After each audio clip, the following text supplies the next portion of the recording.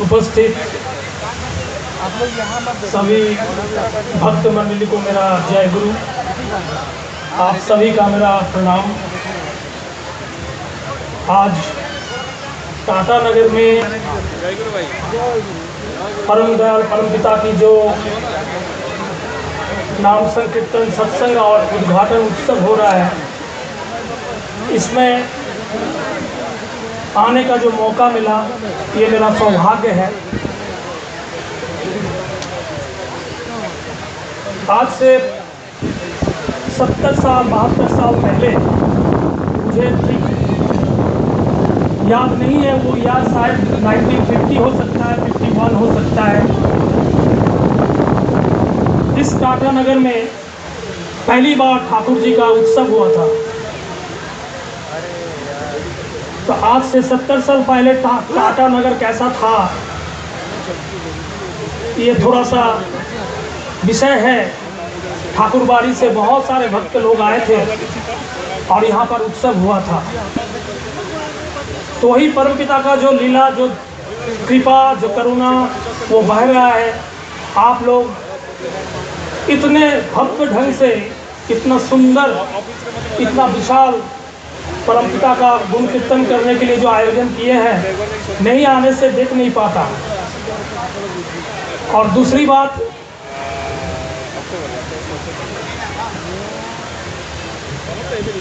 श्री श्री ठाकुर श्री रामकृष्ण परमहंस देव वस्वस्थ थे।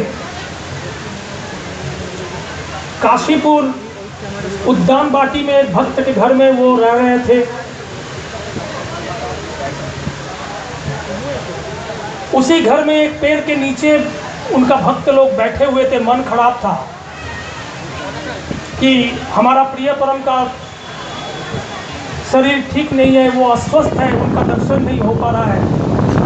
इसके कारण दुखी थे वो भक्त लोग। उसमें गिरीश घोष थे, रामचंद्र दत्त थे, बड़े बड़े भक्त लोग एक पेड़ के नीचे बैठे हुए थे। दुखी मन से बैठे हुए थे कि कब प्रिय परम का दर्शन होगा। कुछ देर बाद देखते हैं कि ठाकुर जी श्री श्री रामकृष्ण सीढ़ी से उतर के आ रहे हैं। तो सब कोई खिल गया, सबका मन खुश हो गया कि ठाकुर जी सुस्त हो गए, स्वस्थ हो गए। तो धीरे धीरे वो पेड़ के नीचे आए, सब भक्त लोग उनको प्रणाम किया। आप लोग जानते हैं गिरीश घोष के बारे में, बहुत बड़े नाट्यकार थे, एक जीनियस आदमी थे, उनका जीवन जानते हैं आप। प्रणाम करने के बाद श्री श्री ठाकुर श्री रामकृष्ण परमहंस देव गिरीश घोष को कहते हैं कि हे गिरीश, तुम हमारे बारे में क्या बोल रहे हो? सबको क्या बोलते रहते हो तुम? मुझे सुनाई दिया तुम मुझे भगवान बोलते हो, ईश्वर बोलते हो और लोगों को भी बोलते रहते हो। ये क्या कर रहे हो तुम? तो भक्त गिरीश घोष हाथ जोड़ करके उनके प्रिय परम श्री श्री रामकृष्ण परमहंस देव के सामने कहते हैं कि प्रभु, वेद वेदव्यास जिनका तल नहीं पाया, शब्द नहीं पाया, कितने बड़े बड़े भक्त लोग साधना करके जिनको छू नहीं पाया, मैं कौन सा आदमी हूँ कि आपके बारे में मैं कुछ कह सकूं। इसीलिए मैं जो खड़ा हुआ हूँ, मैं कोई प्रवक्ता, मैं कोई प्रवचन करने वाला या आपको उपदेश देने वाला या कुछ अच्छा बात करने वाला, ऐसा कुछ मैं हूँ नहीं। लेकिन जन्म से, मेरा जन्म ठाकुरबाड़ी में होने के बावजूद, मेरा जो परिवार पावना से आया ठाकुर जी के साथ, वो रहते रहते बड़ा होते होते हमने बहुत सारे लोगों को देखा, बहुत सारे भक्त को देखा। मैंने ठाकुर जी का दर्शन किया, लेकिन मुझे याद नहीं है क्योंकि उस समय मैं बहुत छोटा था, मुझे कोई याद नहीं है। लेकिन मेरा इतना बड़ा भाग्य है कि प्रभु का दृष्टि मेरे पर पड़ा था। ये मेरा इस जीवन का सबसे बड़ा भाग्य था। तो बात ये है कि हम लोग जो यहाँ पर बैठे हुए हैं, हम लोग जो यहाँ पर परमपिता की गुण कीर्तन कर रहे हैं, सत्संग कर रहे हैं, सब लोग अपना घर पे काम वाम करके ताला वाला मार के सब आप लोग यहाँ पर आ गए हैं, सुबह से आ गए हैं। शाम तक रहेंगे, लेकिन जुग पुरुषोत्तम श्री ठाकुर अनुकूल चंद्र जी का जो जीवन, उस जीवन का जो आदर्श हमारे सामने है वो है क्या? क्या हम आपको कुछ ऐसा कहानी बताए जो कि लगे कि ये मिरेकल है, अलौकिक है, आपको अच्छा लगेगा? अगर हम आपको प्रैक्टिकल बात बताएं तो आपको थोड़ा सा हिचकिचाहट हो सकता है, फिर भी मैं वही कहूँगा जो करना पड़ेगा। देखिए, हम लोग जहाँ इतना लोग हम लोग जो बैठे हुए हैं, माँ लोग बैठे हुए हैं, ये माँ लोग हमारे जीवन का शक्ति है। ये माँ लोग हमको पालन पोषण करते बड़ा करते हैं। इन्हीं के आशीर्वाद से, इन्हीं की कृपा से हम बड़ा होते हैं, हम बचते हैं, हमारा जीवन चलता है। तो जितने माँ लोग यहाँ पर बैठे हुए हैं, उनका क्या है इच्छा? मन में क्या इच्छा? एक ही है, एक ही चाहत है कि हमारा संसार, हमारा पति, हमारा ससुर, हमारा ननद, हमारा देवर, हमारा बेटा, हमारा बेटी, हमारा दामाद, हमारा भाई, हमारा बहन, ये हर कोई स्वस्थ रहे, ये हर कोई सुखी रहे, इनका जीवन शांति से गुजरे, ये आनंद में अपना जीवन बिता सके। यही चाहत है, ये हम सबका चाहत है। हम कहते हैं कि हम बचना चाहते हैं, ये है हमारा इनर, ये जो हमारा चाहत है, हर एक का ये चाहत है कि हम बचना चाहते हैं। लेकिन कि बचने के पीछे ये 3 कारण हैं। ऐसे कोई नहीं बचता, सांस चल रहा है बच रहे हैं, ऐसा नहीं होता है। उसके साथ वृद्धि होना चाहिए। फिजिकली, बायोलॉजिकली हम लोग बड़े होते हैं। एक छोटा सा बच्चा धीरे धीरे धीरे धीरे बड़ा होता है, बढ़ता है। तो हमारा जीवन सिर्फ बचे नहीं, उसके साथ वृद्धि हो।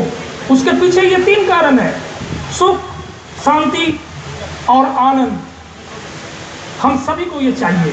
हम सब चाहते हैं कि हमारा कोई रोग शोक, हमारा कोई ग्रह दोष, हमारा कोई परेशानी, हमारा सामने कोई ऐसा कुछ आए जिससे मैं परेशान हो जाऊँ, ये सब नहीं चाहता हूँ। हम साधारण लोग हैं। सुबह उठ के काम पे जाना पड़ता है, खटना पड़ता है, कुछ पैसा लाना पड़ता है, फिर संसार चलता है। बच्चों को कुछ खिला सकते हैं, पत्नी को कुछ खिला सकते हैं, ये हमारा जीवन है। उसके अंदर से हम ये चाहते हैं कि हम सुख चाहते हैं, शांति चाहते हैं और आनंद में चाहते हैं। तो कैसे? चाहने से मिलता है क्या? कोई भी कुछ हम चाहेंगे वो मिलेगा क्या हमको? नहीं मिलेगा। अगर हम कुछ चाहते हैं तो ऐसा हमको होना पड़ता है, और जो हम चाहते हैं, पाने का कोशिश करते हैं, जब तक मैं होऊंगा नहीं तब तक वो हमको मिलेगा नहीं। ये प्रैक्टिकल है। अगर कोई बच्चा, कोई स्टूडेंट अच्छा रिजल्ट करना चाहता है, परीक्षा में अच्छा रिजल्ट आए, ये अगर उसका चाहत है तो उसको स्कूल जाना पड़ेगा, शिक्षक को श्रद्धा करना पड़ेगा, किताब को उलट पलट के देख के पढ़ना पड़ेगा, ये स्टार्ट करना पड़ेगा। ये अभ्यास जितना अच्छा होगा, जितना सुंदर होगा, उसका रिजल्ट का दिन, जो रिजल्ट आएगा वो उतना अच्छा होगा।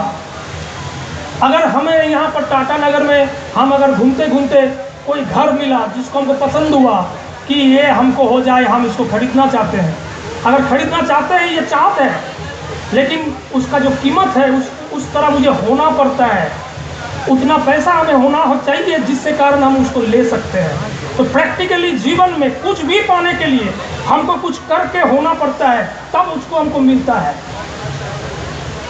तो इजी वे कि हम सुख चाहते हैं, शांति चाहते हैं, आनंद चाहते हैं, लेकिन झट से चाहते हैं, फट से मिल जाए, अभी मिल जाए, अभी मेरा जो समस्या है वो समाधान हो जाए। लेकिन उस समस्या के लिए जो समय दिया, जो गया, वो बहुत था। तो ये सुख, ये शांति, ये आनंद हमारा जीवन का इंग्रेडिएंट है। इसी से हमारा जीवन चलता है। इसी से हमारा सुख भी है, इसी से हमारा दुख भी है। तो अब ये सुख, ये शांति, ये आनंद कैसे मिलेगा? सवाल इस पर है कि हाँ, मैं सुख चाहता हूँ, मैं शांति चाहता हूँ, मैं आनंद चाहता हूँ, तो मिलेगा कैसे? हम लोग जो इतना बड़ा यहाँ सत्संग कर रहे हैं, अगर ये सवाल है मिलेगा कैसे? मिलेगा, जरूर मिलेगा, अवश्य मिलेगा। अगर हम लोग सद्दीक्षा के माध्यम से अगर सद्गुरु ग्रहण किए हैं, युग पुरुषोत्तम श्री श्री ठाकुर अनुकूल चंद्र जी को अपने जीवन में सद्गुरु रूप से ग्रहण किए हैं, वो विधाता है, उनका विधान है, उस विधान के मुताबिक हमें चलना पड़ेगा। ये कोई लॉटरी नहीं है कि लगे लगे नहीं लगे नहीं लगे, ऐसा नहीं है। ये करने का जगत है, इसमें भक्ति का जगत है, श्रद्धा का जगत है। इस श्रद्धा दृष्टि को खोलता है। हम लोग, बहुत सारे लोग हैं जो ठाकुर जी को देखे नहीं है, उनको सामने से देखे नहीं है, फिर भी उनको सद्गुरु रूप में ग्रहण करके उन्हीं का नाम कीर्तन करते। क्यों? एक बच्चा 4 साल उम्र, 4 साल, सिर्फ 4 साल का बच्चा, उसने, उसकी माँ हाथ पकड़ के ठाकुर जी के पास लेके आई। तो ठाकुर सुबह उठ के 3 बार ये अपने गले में अंगुली देके उल्टी किया है, फिर भी बोलता है कि और भी करेंगे, शायद रह गया है।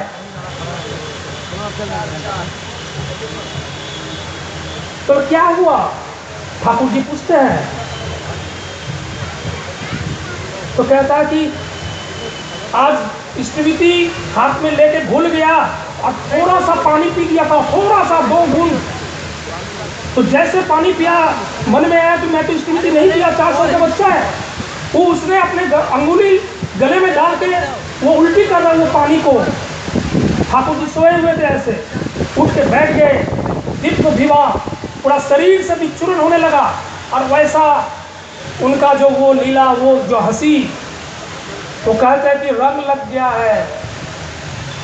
ये रंग लगना बहुत जरूरी है, पुरुषोत्तम का रंग लगना बहुत जरूरी है।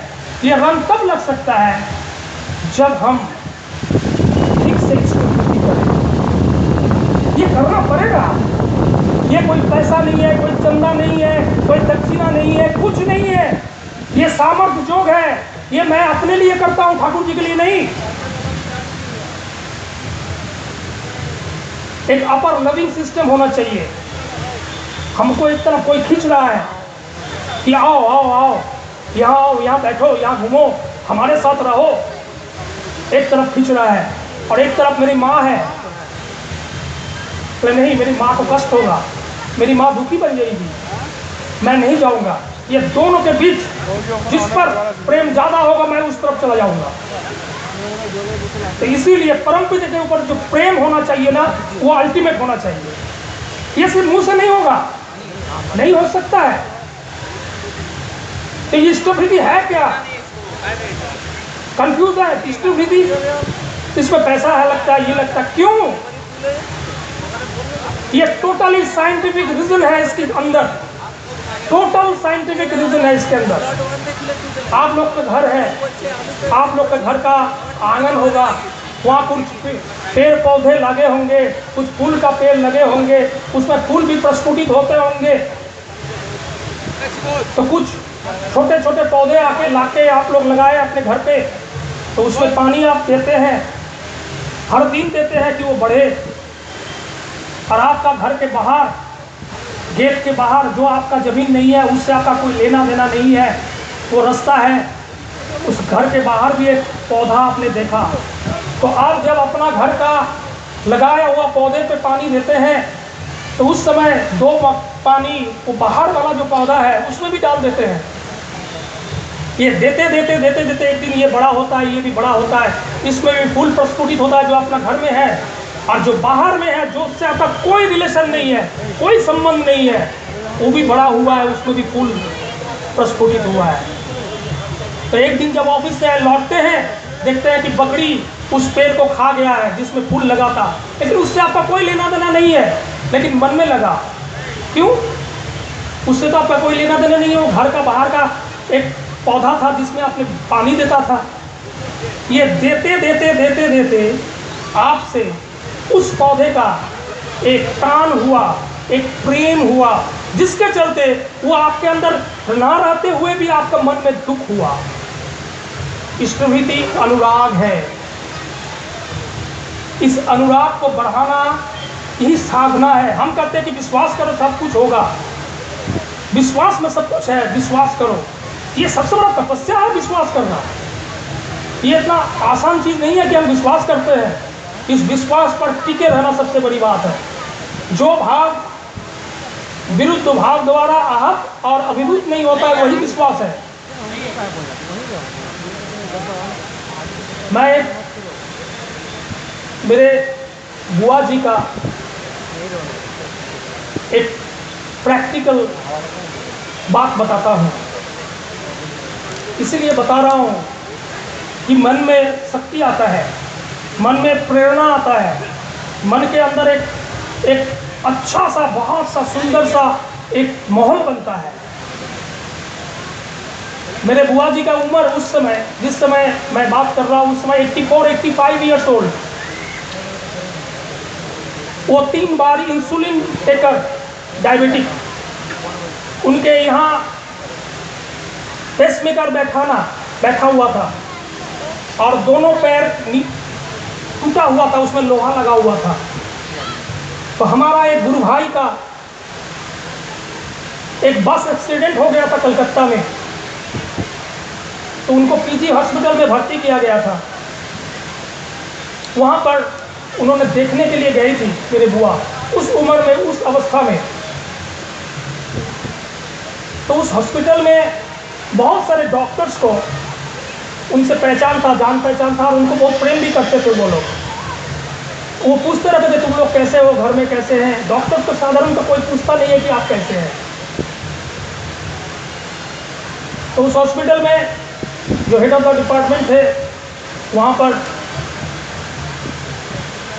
वो गए, डॉक्टर से बोले कैसे हो। बोले आइए मासी माँ आइए, थोड़ा सा टेस्ट कर लेता हूँ।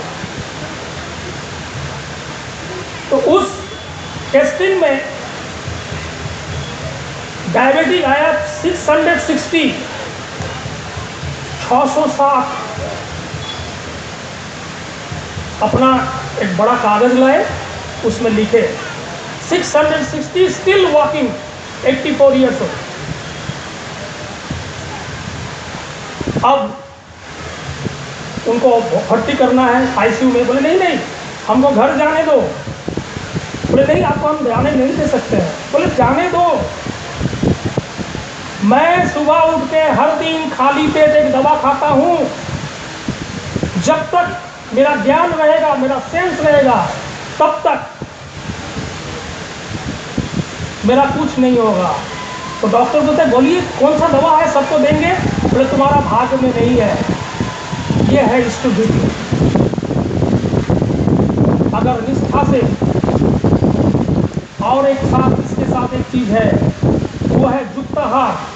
भगवान श्री कृष्ण ने कहा है कि युक्ताहार, हमसे युक्त होने के लिए, रहने के लिए आहार का शुद्धि होना जरूरी है। तो सात्विक आहार और इष्टभीति, उसके साथ पुरुषोत्तम का दिया हुआ जो बीज मंत्र है, थोड़ा कोशिश करके 2-4 मिनट, 5 मिनट, 7 मिनट थोड़ा सा उस नाम को ध्यान करना, थोड़ा प्रैक्टिस में लाना। और मेरे घर पे जो गृह देवता है, जिनके कारण मैं हूँ, जिनके आशीर्वाद से मैं हूँ, जिनके कारण मैं बचा हुआ हूँ, अगर जो लोग लकी है, जिनके घर में अभी भी पिता है, माँ है, अपने हाथ से उनका सेवा करना, अपने हाथ से उनका सेवा करके उनको खुश रखना। जब तक पिता माता को खुश नहीं करेंगे, तृप्त नहीं करेंगे, तब तक वहाँ तक हम पहुँच नहीं पाएंगे। एक लड़का आया ठाकुर जी के पास, 18-19 साल उम्र है लड़के का। ठाकुर जी भक्तजन सब बैठे हुए हैं, सुधा पान कर रहे हैं। तो लड़का एकदम सीधा सामने चला गया, 18-19 साल की उम्र है। ठाकुर जी को प्रणाम करके कहता है कि ठाकुर जी, मुझे पिता माता को एकदम अच्छा नहीं लगता, उनके साथ मुझे रहना ही नहीं है। तो ठाकुर जी कहते हैं कि क्या बोल रहे हो, पिता माता को अच्छा नहीं लगता? बोले नहीं। बोले एक काम करो मनी, जाओ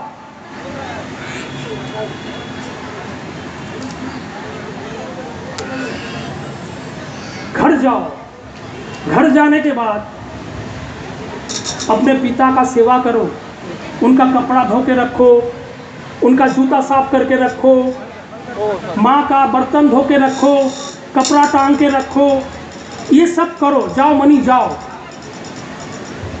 तो लड़का प्रणाम किया, वापस चला गया। वापस जाके पिता का जूता साफ करके रखता है, छड़ी सामने कर देता है, छतरी सामने कर देता है, चद्दर जो बिस्तर का है वो साफ करके रख देता है, माँ का कपड़ा धो के सुखा देता है, बर्तन धो के रख देता है। ये करना शुरू कर दिया। वो करते करते 1 साल बाद वो वापस आया। तो ठाकुर जी दूर से ही कहते कि रे कैसा हो, क्या हाल है, क्या खबर है। तो ठाकुर वो दौड़ के आता है ठाकुर जी के सामने, कहता है कि ठाकुर, माता पिता इतना सुंदर होते हैं, माता पिता इतना आनंद होता है, मुझे पता ही नहीं था। उनका सेवा करने से इतना आनंद मिलता है, ये मुझे पता ही नहीं था। अगर हम सुनेंगे, ठाकुर जी कहे जाओ जाके पिता माता का सेवा करो, उनको तृप्त करो। मैंने सुना, वापस चला गया, करा नहीं, तो वो जो आनंद मुझे मिल रहा है उससे मैं वंचित रह जाऊंगा। अगर परम पिता को पकड़े हैं, अगर सब शिक्षा के माध्यम से सदगुरु रूप में उनको ग्रहण किया है जीवन में, तो स्मृति करिए। ये मेरा निवेदन है। ये बचने बढ़ने का ये एकमात्र उपाय है। भक्ति से, श्रद्धा से, आकुलता से, व्याकुलता से हर सुबह जो हो जैसा हो निवेदन करिए कि प्रभु मैं इतना ही हूँ, मेरा सामर्थ्य, आप कृपा करके ग्रहण करिए। यह है निकुंभिला यज्ञ। एक बैरियर तैयार होता है लोहा का, जिसके अंदर हम रह जाते हैं, वो रक्षा करते रहते हैं। लेकिन ठाकुर जी को अगर ग्रहण किया है तो कुछ पाने के आशा में मत कीजिए। अगर पाना है तो सिर्फ उन्हीं को पाइए, क्योंकि 2 तरफ का रास्ता बटा हुआ है। अगर अर्थमान जस चाहिए वो भी है, और एक तरफ ठाकुर जी है। अगर ये मिलेगा तो उसके साथ साथ उसका नेगेटिव जो चीज़ है वो भी आएगा। और सिर्फ ठाकुर जी मिलेंगे तो ये भी पीछे पीछे आएगा, लेकिन छोड़ देंगे सब कोई कि ये आनंद के बाद और फिर कौन सा आनंद मुझे चाहिए। इसीलिए आज इस टाटा नगर का, परमपिता का इतना सुंदर, इतना विशाल उत्सव में आने का जो मौका मिला, मैंने क्या कहा मुझे पता नहीं, फिर भी आपने सुना। लेकिन एक बात है कि मेरा परमपिता के श्री चरण में इतना प्रार्थना है आप सभी के लिए, इस टाटा नगर के हर व्यक्ति के लिए, हर परिवार के लिए, कि आप लोग सब कोई स्वस्थ रहे, आपका जीवन सुदीर्घ बने, आपका मंगल हो, आपका कल्याण हो। ये मेरा परमपिता के श्री चरण में प्रार्थना है। आप लोग सब कोई बहुत खुश रहिए, आनंद में रहिए। कोई भय नहीं है, कोई आतंक नहीं है, डरने का कोई सवाल नहीं है, क्योंकि मेरे पास परमपिता है ना, मैं स्तुति करता हूँ ना। मैं तो कुछ जानता नहीं हूँ, लेकिन फिर भी करता तो हूँ, लेता हूँ। ये तो डायरेक्ट सीधा सा इस दिन दुनिया का मालिक के साथ जुड़ा हुआ है, इसीलिए भय आतंक नहीं है। परमपिता है, सब कुछ सही होगा, सब कुछ ठीक होगा। सिर्फ हमको सही तरीके से उनके पथ पर चलना है, उसमें कोई कपट चातुरी नहीं करना है, अकपट होना है, नहीं तो धर्म जगत से बाहर रह जाएंगे हम लोग। जो मन में है वही मुंह में होना चाहिए, जैसा हो जैसे हो सब सही होगा, सबका मंगल हो, सबका कल्याण हो, आप लोग सब खुश रहे, यही मेरा प्रार्थना है। फिर कभी मिलेंगे, फिर बातचीत होगा। जय गुरु।